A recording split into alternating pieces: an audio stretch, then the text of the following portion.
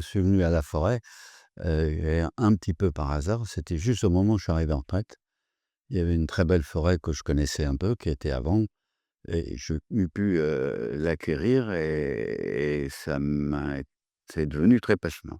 Ce qui est passionnant, c'est d'abord, c'est d'avoir la chance d'avoir une, belle forêt qui a été, remarquablement bien exploitée par quelqu'un de très connu à ce niveau-là qui s'appelait Henri Duflot et qui lui était, arboriculteur et forestier. Cette forêt de la Cailleuse, parce que c'est la Cailleuse dont il s'agit, elle était dans le patrimoine des Duflot depuis déjà, 3 générations et puis donc elle avait été bien exploitée et Henri Duflot avait été un passionné compétent de cela et il a écrit un livre qui est toujours, d'actualité, qui s'appelle «Le frêne en folie».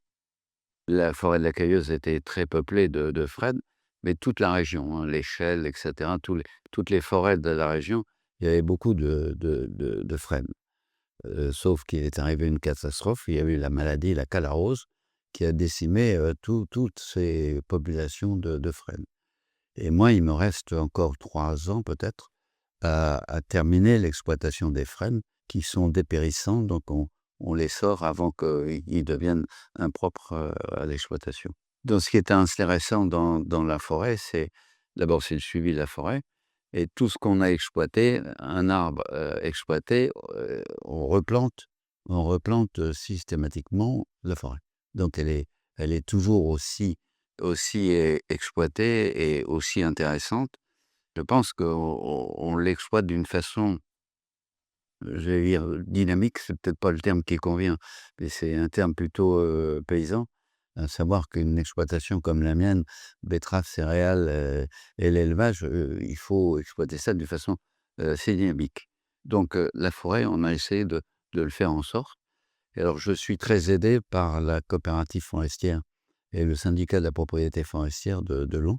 Donc ça m'aide beaucoup, hein, parce que autant je sais semer, enfin je pense savoir semer 1 hectare de betteraves, autant planter des arbres et de faire en sorte qu'ils poussent et qu'ils poussent d'une façon tout à fait, remarquable et dynamique, c'est pas tout à fait la même chose. Là, on va rencontrer une période importante puisqu'on va faire ce qu'on appelle les taille-formations.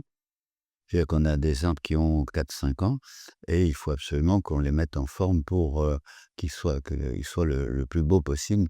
Personnellement, je pense que je verrai pas beaucoup, de récolte de ce que j'ai planté et c'est fait plus pour mes petits-enfants, enfin pour la suite de la famille. Et puis on a la chance, d'avoir une population en chevreuil qui est importante.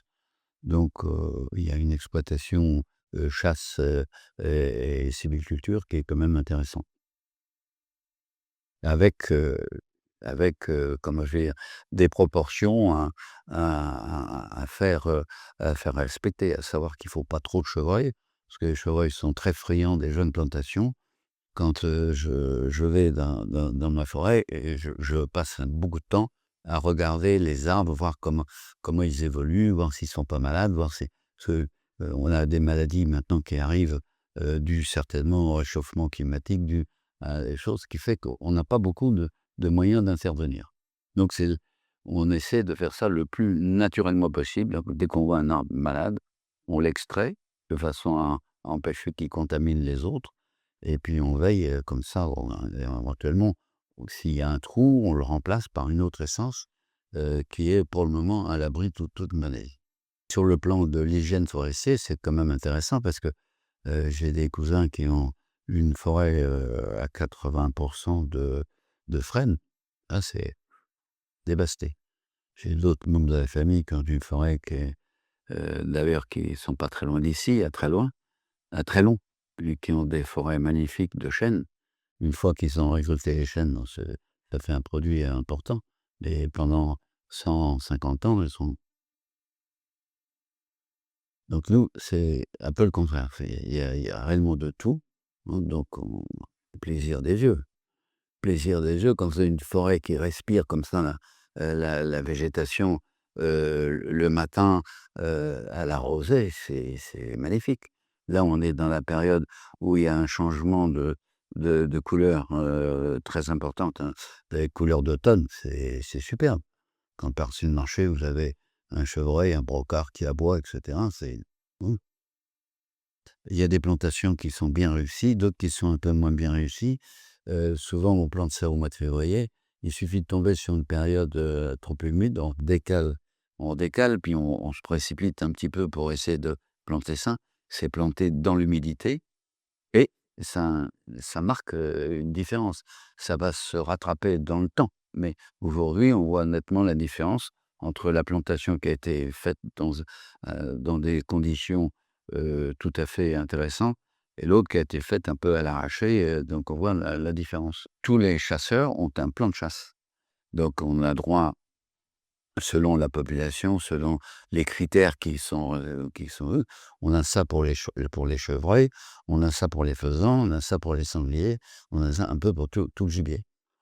Alors perdreaux, il y a plus de perdreaux, donc c'est fini, mais par exemple au niveau des faisans, même quand on remet des faisans, d'élevage, on remet 100 faisans, on n'a droit qu'à, 35 bracelets.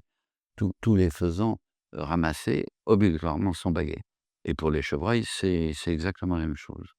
Eh bien, quand on est, chasseur, on repère, facilement la différence et celui qui repère pas la différence, soit il est plus invité, soit il a droit à une amende que que nous que nous organisateurs, on met. Quand on est chasseur, on préfère lever la carabine quand on n'est pas sûr de ce que l'on peut prélever, que de tirer, pour le plaisir de tirer. Il y a des stands pour ça, pour tirer. Mais à la chasse, on a un respect très important du gibier et si on doit assurer une population qui soit, raisonnable et qui soit compatible avec, l'exploitation forestière, voilà. Oh bah, j'y suis, 3 fois par semaine. J'y passe, 2 heures, 3 heures, bah, je crois que là, on est en train de prélever des frênes, qui sont malades, des très beaux frênes qui sont malades. Donc je vais dans la forêt pratiquement tous les jours. Mais, dès qu'on va avoir abattu, les 2 couples, qui sont en route, après il y aura toute la partie, mise en vente. Donc, c'est une autre, façon de voir les choses. Donc, et on fait des ventes aux enchères. C'est-à-dire que nos arbres sont exposés en bordure de chemin. Il y a une publicité qui est faite au travers des exploitants, de bois. Donc ils ont un catalogue et puis, ils viennent à la cueilleuse et ils ont la possibilité de regarder, de mesurer, de cuber chaque arbre et cetera.